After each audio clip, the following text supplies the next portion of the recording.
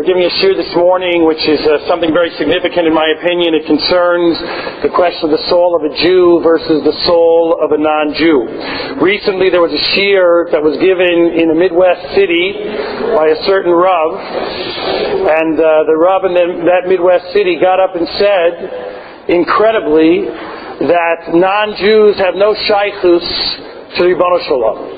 This is a major Talmud Chacham who got up and said this to the uproar of his community, who could not believe it. The question is that an accurate statement? What is the relation between Jews and Ribono Shalom and non-Jews and Ribono Shalom? Now, this is supposed to be a 2-hour shiur as it was given to my Kehila in Cincinnati. However, we were given 45 minutes to do it here, and now we're given 35 minutes to do it here. Right. So if you can understand, we're going to have to run through the material a little more quickly than I'd like. We're probably just going to have to do my translating it instead of going through it in the Hebrew and the sources. We're never going to make it. Originally there were 40 sources. Now I've limited to 25 sources for our purposes here. Let me announce that when I went to Rav Hershel Schachter at last year's convention, and I mentioned to Rav Schachter that I wanted to speak about this topic and how I believe I could prove that non-Jews have a soul which is the same as the Jews, Rav Schachter says, why would you want to do that? It's not true. It's not true. Bani matem Hashem Elokeichem. The idea that the Jews are closer to God is expressed in Pirkei Avos by seeing that, in fact, they are like children to Ribono Shalom. So I expected that from Rav Schachter. I was not surprised. I then went to Rav Willig. I said to Rav Willig. Rav Willig said, no, if you can prove it, prove it. I don't think it's one Ikrei Amuna. If you can prove it, prove it. I then went to Rav Gedalia Schwartz. We consider these, some of us, the posting with the RCA. And Rav Schwartz said, of course it's the way you're saying it. Absolutely. There's nothing to talk about. Of course everyone has the same soul. It's not that Jews have a different soul. Again, I was not surprised, knowing these three individuals pretty well, that these were the responses. But that's kind of the backdrop to the controversy you see involved in this question. Let's look now at the sources. You should have a source sheet before you. If you don't, they are up here. Again, we're looking at 25 sources out of 40. You can get the full 40 if you want afterwards, if you are still interested. The main source that most people know for this particular issue is source number 1, the Baal HaTanya. The Baal HaTanya says, and again we have to do it in light speed, the Baal HaTanya says that the soul of a Jew comes from a certain aspect where there is also good in that soul, as opposed to the soul of, he says, the idolatrous nations, Obdei Gilulim, who do not have any good whatsoever, the language is, within their soul. He then goes on to say in source number 2 over on the left, he said, "V'nefesh hashenit b'Yisrael hitchelek Elokam imal mamish." He says that you have the soul that has a portion from Ribono Shalom in him. He explains that God blew part of his soul, of his essence, into the human being, and consequently that's why the Jew, he says though, the Jew, not the human being in general, but the Jew has within his very nature this godliness and this divine essence.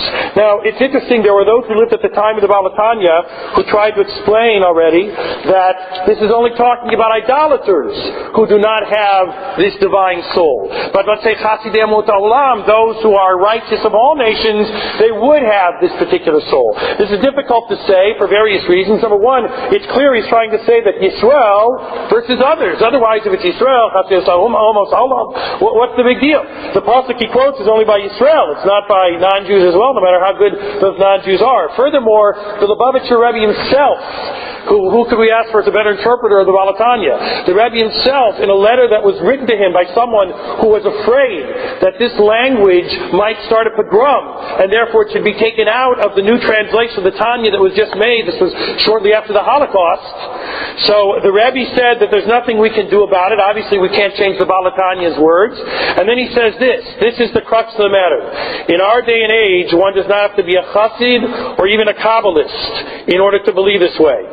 As long as one does not close one's eyes to the stark fact to see what kind of souls the nations of the world have.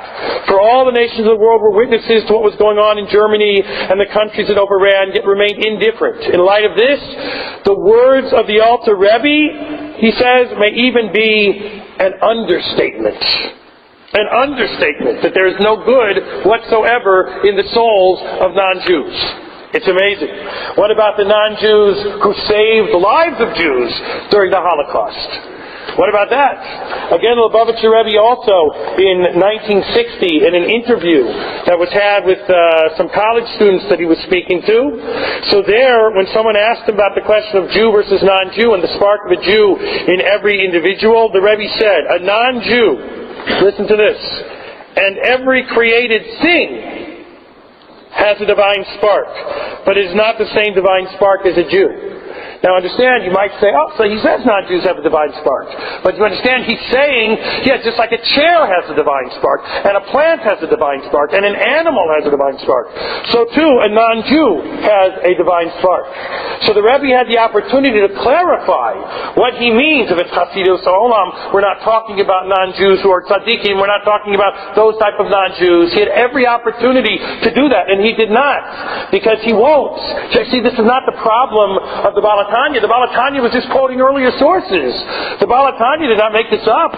The Baal HaTanya got this, first of all, the Sefer Tau in source number 3, which is of Shabtai Yisrael Harvitz. This is in the 16th century. Already, him also quoting from Kabbalistic sources, already says that the Jewish soul is a chelik mamish. He says, is mamish a chelik from the Ribono Shalom, just like the Baal HaTanya said.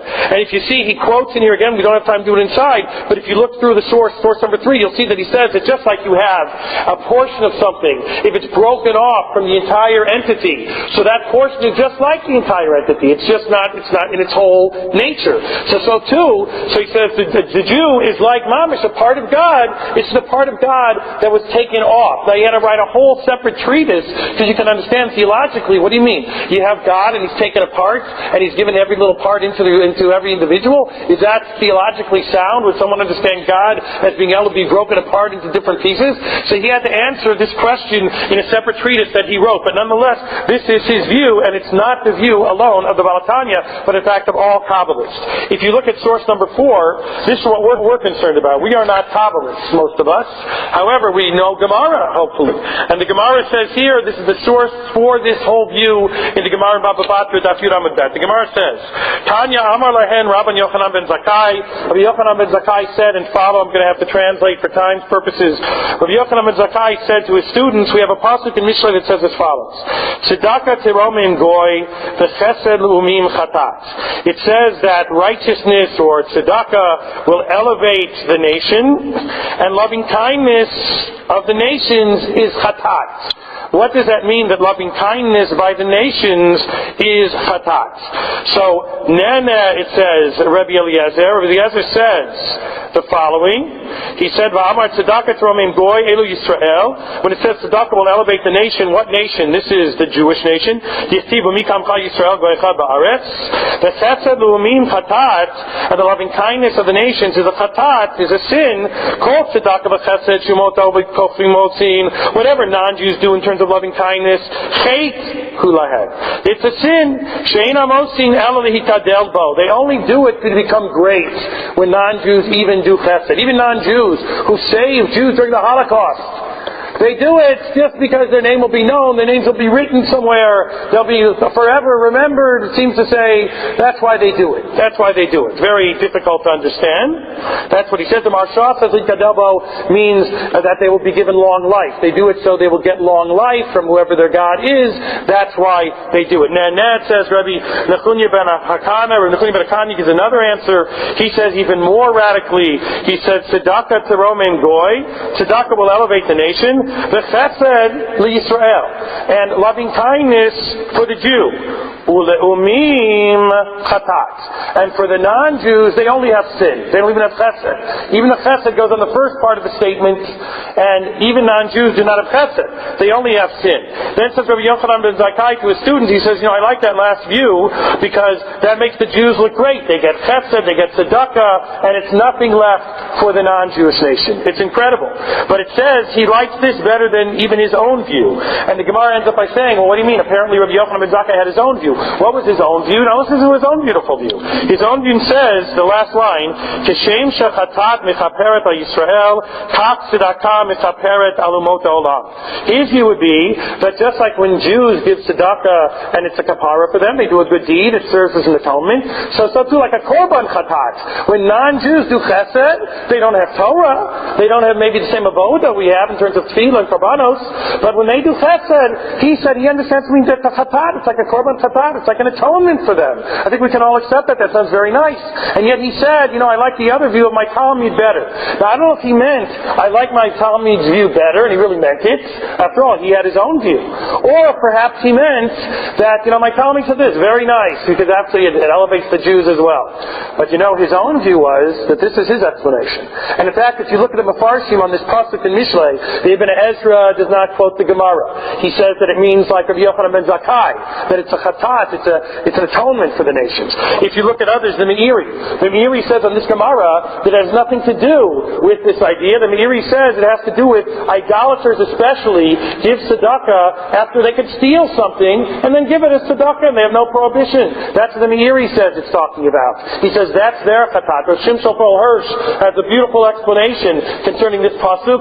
No one, from what I know, quotes this Gemara to indicate, among other things, that the soul of a non-Jew is different. What the Baal Tanya has done, and the Zohar has done, and the Bali Kabbalah from this source, which you might have said, okay, so it says non-Jews don't have the same kavanas as Jews when they give tzedakah, when they do chesed. No, but this source says they have a different soul, according to them. That by the way that their kavanas are, that they don't do it for the sake of heaven, but only to become great, that reflects the fact that they, in fact, inherently and ontologically are different in nature than the Jew is. In source number 5, there's a Tosafot about Azara which says, I'm just going to point out quickly, that the souls of Jews and non-Jews come from different reservoirs, come from different places. Again, it might be an indication that there is a difference between the soul of a Jew and the soul of a non-Jew. If you go over to the middle in the Kuzari says clearly, for those who do not know, that the soul of a Jew is different than the soul of a non-Jew. Thereby he says, amazingly, we know the Middle Ages distinguished between 4 different levels of being. There was Domaim, there was Sameach, there was Chaya, there was Medaber. That is to say, there's inanimate objects, there is plant life, there's animal life, and then there's the speaker, which is the human being. And we know the Kuzari believe there was another level, Yisrael, which is the 5th level above all other levels of existence. And thereby he says in source number 7 that only a Navi, only a prophet can only come from the Jewish people. Even though someone who converts, he says even, can become a chassid, a good person, whatever, but to be a Navi, he says only a Jew can become a Navi. Again, reflecting, it seems, the difference he holds between the soul of a Jew and the soul of a non-Jew. The Ramchal in source number 8, this is now from the 18th century also, if you look through it, that the souls of Jews are distinct and different from the souls of non-Jews. I'm trying to show you this is a point of view that is throughout the literature. It's not just held by the Baal Tanya. And what about the Mishnah that says in source number 9 in Avos, we all know it. It's Rabbi Akiva speaking, Hu haya omer, Chaviv Adam Shenibra B'Tselem. It says that how precious is the human being who was created in the image of God. What about the fact that it says every human being is in the image of God? You would seem to say he has some divine soul, which is on a very high level. So in fact, Rav Schechter, when I spoke to him last year, he doctor quoted this Mishnah, and he says, it says here, we know that the Mishnah you have Jews who have a certain soul. It says non-Jews have a tzelem, but then we know the Mishnah goes on to say that Chiba Yetera was given to the Jewish people, right? Because they received the Torah. In the next paragraph, Habib Yisrael, Shenatan Lahem Kli Chemda, they received the Torah. They had a certain Kli to help elevate themselves even greater. So Schechter said, so you see that it's true that Jews are on a higher level in terms of their soul, as Schechter said, than that of a non-Jew. Again, he was just confirming everything that we have seen so far. By the way, look at the Midrash Shmuel, source number 10, Hatzelem Ha'am Orkan, shockingly. The image talking about here, the image of God, Hutzelem Shel Kedusha Hamyuchad La'am B'nei Yisrael Livadam. It's not talking about non-Jews. Even though it's talking about Tzelem Elokim. What are you talking about? Every human being is endowed with Tzelem Elokim. He says no. The Midrash Shmuel says it's talking about Jews who have that Kedusha. Jews have that Kedusha. Alright? Not non-Jews. So again, all would seem to be confirming everything that we said. I could give you others, the Siftei Chaim, Rav Pinkus, even Rav Wolbe. If you look at his sources, you will see him quoting the Gemara Baba Batra, and many times quoting this idea that the soul of a Jew is on a higher level. In source number 11, you see this is quoted by the Nefesh HaChaim, Rav Chaim Volozhiner, the same lashon as the Baal HaTanya. The Baal HaTanya and Rav Chaim Volozhiner responded to Kabbalah. If you don't know, the words of the Nefesh HaChaim were a response to a degree of the understanding of Kabbalah that the Hasidim had. It was not just a question of singing and dancing. It was a much greater understanding of Tzimtzum. And what Tzimtzum meant, if it meant that God actually absenced himself from the world, or if God just hid himself in the world. And there are ramifications of that even in terms of practical halakha, what you say in Kaddish and so on. But in any event, the Nefesh HaChaim says the exact same thing in terms of the connection of a Jew to the Ribono Shel Olam. But the only thing he says at the very end, if you look, he says that he mamish has a connection to the Ribono Shel Olam kiviyachol. That's the only difference. Where the Baal HaTanya says mamish, as we're used to hearing from Chabad, mamish, and he says mamish, kiviyachol, as it were. That little distinction may mean something. In any event, Rav Abraham Grudzinski in source number 12 says clearly, Yisrael, you see, Yitzira Chadasha hi nishmat Yisrael, the Jew is a new creation, Yitzira she'ein kamoa b'chol mina anoshi, a creation of which there is nothing like in the entire world, Shameshubach umuvkar misuga Adam, because the most praiseworthy of a human being in this world, Eino magia lahapachot shebechutim misug Yisrael. He does not come to the lowest level of a Jew who is on a very low madrega. Is that a statement or what? The greatest non-Jew does not reach the heels of the lowest Jew. Now, this is side one view. I find this problematic. I think some of you might agree with me. We find this problematic. But is there another view who disagrees with this view? Here's the other view I suggest in the rationalist school, namely the Rambam, but others as well. At source number 13, first of all, the Tiferes Yisrael, on that Mishnah Avos that we saw, says, with regards to Tzelem Elokim, Hainu Afilu Aku. He says, clearly it even means a non-Jew has that Tzelem. As we see, the end of the Mishnah says, Chaviv Yisrael. It distinguishes between Tzelem, which means all human beings, and a special element, which is in the non-Jew. Of course, that still does not necessarily say that they have the same soul. It's saying that they do have a certain Tzelem Elokim, which we would all probably have admitted before coming to this year. But basically the idea that they have a different soul, that's still something we have to grapple with. Now let's look at the Rambam. The Rambam says in source 14, Yesod HaTorah, Dalet Chet, he says, Nefesh kol basar hi tzuratosh natan lo akel. He says the soul, he uses this word nefesh to mean soul. The soul, he says, of every human being is that which God gave it. And he goes on to say that it is described and reflected in the knowledge that a person has. He says, V'altsura zo nemar b'Torah nasa adam b'tzalmeinu b'gumatenu. He says, in this notion that within the human being that we are the image of God, he says that is defined by the knowledge that a person has. I think none of us are surprised by the fact that we know the Rambam championed the intellectual connection to Hashem, and the famous palace parable in the Morning Nevuchim is an indication of this more than anything else. And thereby the Rambam says, and by the way, he emphasizes not Jew and non-Jew, but the human being in general. Every human being we know has this intellectual capacity to connect, and thereby already initially I would start seeing the Rambam being someone who has a different view. If you look at source number 15 in Ilchos Tshuva, Parakeh, the Rambam says, Halacha Bet, he says, a person should not think like most people think, he says, that the Kadosh Baruch Hu causes a person to be a certain way, and then at the very end he says, Ela kol adam ra'ui lo lihiyot sadi kemoshe Rabbeinu. Rather, every human being, not Kol Yisrael, Kol Adam, any person has the ability to be like Moshe Rabbeinu. And Rav Aaron Soloveitchik, in his Pirkei Aharon, he mentions there that it cannot mean that really a person can be like Moshe Rabbeinu. Because we know, how can a person be like Moshe Rabbeinu? No one's ever like Moshe Rabbeinu. Now some answer and say that it says in the Torah, a Navi will never come like Moshe Rabbeinu. But a Tzaddik like Moshe Rabbeinu, it could be. A Baal Chesed like Moshe Rabbeinu, there could be. Rav Aaron says it cannot mean that. Moshe Rabbeinu was the greatest Navi, he was also the greatest Tzaddik. It just means everyone can reach his or her potential like Moshe Rabbeinu. That's what Rav Aaron says. I only saw this last week that Rav Soloveitchik, in a Motzei Shabbos shir that he once gave, specifically said he does not hold like that. Because he was told, telling over the famous story of Zushia, that when you come to the world to come, they're not going to say, why weren't you Moshe Rabbeinu? They're going to say, why weren't you Zushia? And Rav Soloveitchik said that Zushia story cannot be believed if you go with the Rambam. He says, because the Rambam says that they are going to ask you, why weren't you like Moshe Rabbeinu? Because the Rambam says anyone can be like Moshe Rabbeinu. So the Rav held apparently not like Rav Aaron, like his brother. He says, it says here you could be like Moshe Rabbeinu. In any event, my only point is that certainly the Rambam says that any human being can reach this level. He does not mention Yisrael. The davar zeh ikar gadol hu amud haTorah va'amitzvah. The idea that any human being can become the greatest person, this is essential to our faith. So if anyone has a problem saying, well, the Kabbalists say this, where's the Rambam come up with? The Rambam says this is fundamental to an understanding of Judaism, the idea that any human being, the Rambam says, can reach the highest level. The Rambam says in source 16, Yisodi adat leida shakel minabe et bnei adam.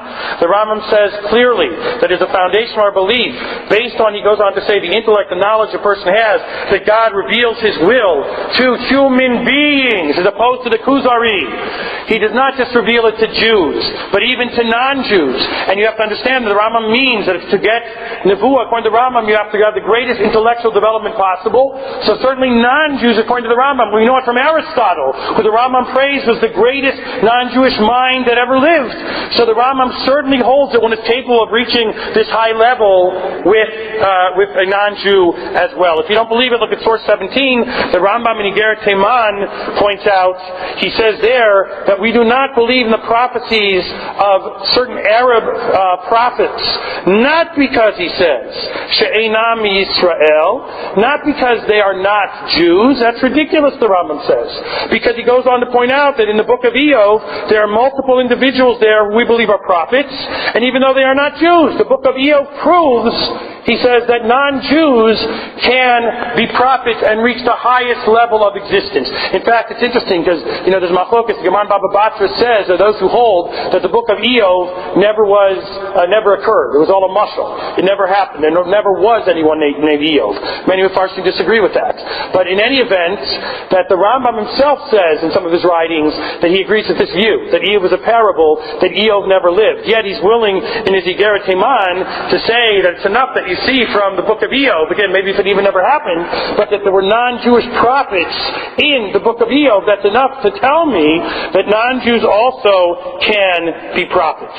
And the greatest proof that there could possibly be, source number 18 in the Rambam, the famous Rambam from the end of Shmit and Yovel, where he says, "V'lo shevet Levi bilvad, ela kol ish v'ish v'kol ba'ei ha'olam." The Rambam says, what else do you want? The Rambam says that not only Shevet Levi was put aside to study Torah and to intensify their relationship to Hashem, they didn't get land, they didn't have to work the land and so on, but basically everyone, Kol Ba'olam, anyone who has come into this world, the Rambam says, not Kol Yisrael, Rabbosai, anyone who is a part of this world has the ability, he says, if he applies himself to serve Hashem, to walk in His ways. And if you look now 4 lines down, he says that such an individual, even a non-Jew, anyone in this world, Hareza Nikadesh Kodesh Kodashim, that individual becomes sanctified with the Holy of Holies. Can you describe a non-Jew according to Kabbalah of being Kodesh Kodashim, a person who doesn't have the same soul as a Jew? He says anyone can be Kodesh Kodashim. And now look at this amazing statement. V'yiyeh Hashem chelko v'nachalato li'olam u'mei olamim. And then he says, and then God will be his portion and his inheritance. Rabbosai, what did the Baal HaTanya say? What did the Kabbalists say? They use the same pasuk, the same idea. They say that every Jew is a chelek of Hashem. Remember that? Every Jew is a chelek Hashem. We said there's a problem with that because what do you mean he's a chelek from Hashem? Hashem is one entity. He can't divide himself up. So look at the Rambam. Almost speaking against this. The Rambam says, you're not a chelek from Hashem. You now have a chelek in Hashem. You're not a chelek of Hashem. You now have a right to say that Hashem is yours forever and ever. As a result, this goes directly against the Kabbalists and the Baal HaTanya. It's almost like the Rambam knew of it, and he wrote it in order that one should not make that mistake. Incredible. Where does the Rambam get it from? After all, the Kabbalists, they have the Arizal. It's from his writings. They go back. They have a source. Does the Rambam make it up? The Rambam is often accused, right? He made this up. Where did he get it from? What's his source? He got it from the philosophers. Chas v'shalom. The Rambam always has a source. For those who do not know, by the way, where the Kabbalists say they got theirs going back to Har Sinai, the Rambam holds that philosophy was not something created by the Greeks, but was part of knowledge going back to Shlomo HaMelech, which he received the Kabbalah from others. Tversky points this out in many of his works on the Rambam, that philosophy is something that the Jews had. It is not something, chas v'shalom, that was made up and then brought over into our tradition. And thereby the Rambam, that's why he had such great faith in philosophy. Where did the Rambam get this idea from of the notion that you could have a non-Jew who could be the Holy of Holies and be on the high level that a Jew could be, which the Kabbalists obviously you can't be. You don't have the soul of a Jew. So it says the Gemara Sanhedrin, source 19, Hayav Rabbi Meir Omer Minayim Shafilu Ovid Kochavim. Now the Meshech Chochmah says it should be read not Ovid Kochavim, but it should be read a Ben Noach. How do we know that even a Ben Noach, Ba'osek B'Torah Shehu Kekohen Gadol? How do we know that even a non-Jew who is involved in Torah can be like the Kohen Gadol? What was the language of the Rambam? Kodesh Kodashim. Who goes into the Kodesh Kodashim? Only the Kohen Gadol. So obviously this is the Rambam's source. How do we know that any person can do that? It says these are the mitzvahs a person should do and live by them. Kohanim Levim v'Yisraelim lo nemar ela ha'adam. It doesn't say only Jews can reach the level of Kodesh Kodashim. It says that any human being can reach the level of Kodesh Kodashim. That is the source I'm suggesting for the Rambam, and the Rambam clearly holds that a Jew or a non-Jew can reach that high level. We saw that they both have the same soul. That soul is defined by its intellect. A non-Jew has an intellect just like a Jew has an intellect. And to the degree that one develops that intellect, one will reach the level of Nevuah and his closeness to Hashem. The Tana B'Eliyahu in source number 20 says a similar idea, Meid ani alai et hashamayim v'et haaretz, bein goy ubein Yisrael, bein ish ubein isha, bein eved bein shivcha, hakol lefi maaseh she'oseh, kach ruach hakodesh shora alav. The Rambam makes clear, I say it again, this is his source, the Tana B'Eliyahu as well, that it is dependent upon one's actions that one reaches the level of Ruach HaKodesh and Nevuah. It is not because something is inherent, biological, in the soul of the individual from his birth, but something that is developed by the actions, Hakol b'idei Shemayim chutz meyirat Shemayim, by the choices that an individual makes, be it a Jew, be it a non-Jew, that will elevate him to the highest level possible. This is consistent with the Rambam throughout his works. For example, in source 21, the famous quote from the Rambam in Hilchos Migvaos, the Rambam says there, Davar baru begalui shatumot ba'tarot v'gezerot hakatuvim. The Rambam says it is clear. The idea of something being impure has nothing to do, he goes on to say, with something being dirty, something being disgusting, something being filthy. As we know, it is exeras hakasuv. It is something that God decreed that halacha should have a certain status given to something. It doesn't mean something's dirty or disgusting. It does not mean at all, the Rambam says. It has no meaning that there's some inherent filth to this thing. The Torah defines it as such, and therefore we relate to it as such. And Dr. Menachem Kellner, in his works on the Rambam, has pointed out that the Rambam does this by language, by the Hebrew language, and by other elements as well, by Eretz Yisrael, that Eretz Yisrael does not have something inherently different about it, but we are told to treat it a certain way, and he does this by many other issues and concepts in halacha. But you see, the Rambam says it's true by elements of Tuma and Tara, and I am suggesting that this is confirmed by the Rambam's view of the soul. Similarly, the Rambam's view of the soul is the same thought, that there is no Kedusha or no Tuma or Tara, which is something inherent in the human being, but it's something that in fact is earned by the human being in accordance with his deeds. To support this, the Meshech Chochmah, in source number 22, the famous Meshech Chochmah says as follows. You may know it. The Meshech Chochmah says that Moshe Rabbeinu, when he came down from Har Sinai and he saw that the Jews were worshiping the ego, he breaks the tablets. What was the message of breaking the tablets? Were they just too heavy? Did he just do it to show that you're not deserving of these tablets? And the Meshech Chochmah has the most amazing explanation, which definitely goes with the Rambam, and there is no doubt in my mind that he was thinking of the Rambam, and in fact the source we just quoted. The Meshech Chochmah says that Dafka, Moshe Rabbeinu, broke these luchos in order to show that there is nothing, even in halacha, nothing, even something that was written by the Ribbono Shel Olam himself, which inherently has Kedusha to it and in it. Even these tablets which were written by the Ribbono Shel Olam, look, I will break them. There is no Kedusha in these tablets. They're only given a certain status because they were written by the Ribbono Shel Olam. But if you do not behave properly toward these luchos, as you are not behaving properly now, then these luchos can be destroyed. Then they are meaningless, and they have no essence in terms of their Kedusha to them. In fact, it's fascinating. This statement of the Meshech Chochmah, this statement is said about the breaking of the luchos. How important is it to remember this idea of why Moshe Rabbeinu broke the luchos? Rabbosai, according to Rashi, it is the very last thing we are supposed to remember when we complete the Torah.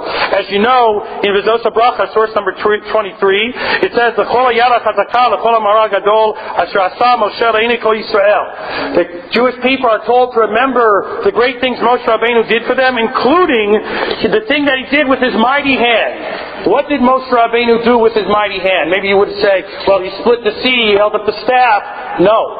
Rashi's famous statement in source number 24, Lishbor haluchot le'neihem, that Moshe Rabbeinu shattered the tablets. This was the great thing that Moshe Rabbeinu did in his life, and I'm suggesting with the Meshech Chochmah, as he explains it as such, that we are thereby supposed to leave the Torah after reading it. According to Rashi, is Yashikoach Moshe Rabbeinu for breaking these luchos. The Meshech Chochmah explaining and teaching that there is no inherent kedusha, ontological kedusha, in anything in this world. It's something that is given a certain status that we behave ourselves toward in a certain way, but is not ontologically so within the essence of that object. And again, I am saying all this to confirm the idea that I am bringing forth from the Rambam, that as opposed to the Kabbalist, where the soul of the Jew is something that is inherently higher, as we saw, than that of a non-Jew, the Rambam says clearly in various sources that rationalist school, as it should be understood, with their emphasis on the intellect, which is shared, of course, by all human beings, we should understand that if that is the connection to Hashem, that consequently even non-Jews can reach that level. Can you make some type of harmony between the two? You can't, in my opinion. And those who try to are not going to succeed. There have been efforts to try to show, no, the Rambam really felt like the Kabbalists, he just wrote in a different language. To me, this is really watering it down. Rabbosai, Eilu ve'elu divrei Elokim chayim. We have to recognize, it took me a long time to get to this because it still kind of tears me apart inside, that we are part of a tradition that has different perspectives in it. You have one perspective as emphasized by the Kabbalists, that the Jew has a different soul, and you have on the other hand, those who are rationalists, who have a different opinion that one, due to his intellect, can develop and reach the highest level. We have to understand, I think, both of these views as being part of our tradition, and my purpose in giving the shiur was to show that there is indeed a perspective that a Jew or a non-Jew has the ability to reach, as he says, Kodesh Kodashim, the holiest levels of the connections with Ribbono Shel Olam. Now, the non-Jewish soul is not on a lower level than the soul of a Jew, that both are defined by the acts that they do, and that both have the potential to reach the Kodesh Kodashim, to become authentic Avdei Hashem.